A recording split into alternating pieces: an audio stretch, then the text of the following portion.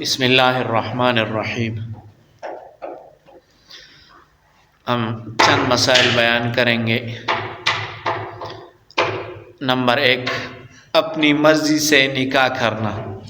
مسئلہ یہ ہے، بہت سے بالغ لڑکے اور لڑکیاں اپنی مرضی سے نکاح کر لیتے ہیں اور کہتے ہیں کہ ہم بالغ ہیں، ہمیں اپنی زندگی سے متعلق فیصلے کا مکمل اختیار ہے، ہم جہاں چاہیں نکاح کریں۔ تو یہ بات ذہن نشین رہے کہ اگرچہ بالغ ہو جانے کے بعد انعقاد نکاح میں والدین کی اجازت ضروری ہے، مگر خیر و برکت والا وہی نکاح ہوتا ہے جو والدین اور اعز کے مشورہ اور ان سب کی خوش دلی سے ہو۔ دوسرا مسئلہ، خاندان میں نکاح۔ خاندان میں نکاح کے حوالے سے لوگوں میں جو یہ بات مشہور ہے کہ اس سے پیدا ہونے والے بچے میں عیب رہتا ہے، یہ بے اصل اور بے بنیاد بات ہے۔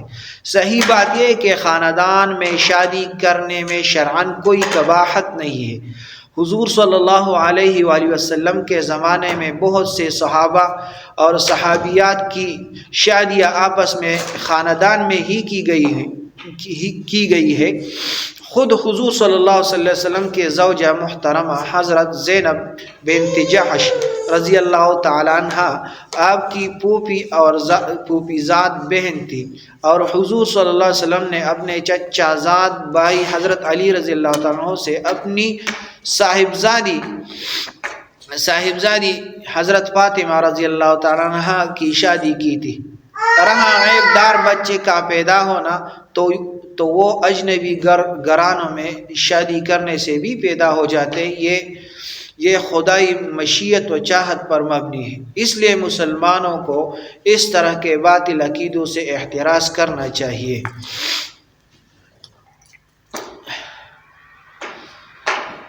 تیسرا مسئلہ، نابالغ لڑکے یا لڑکی کا نکاح۔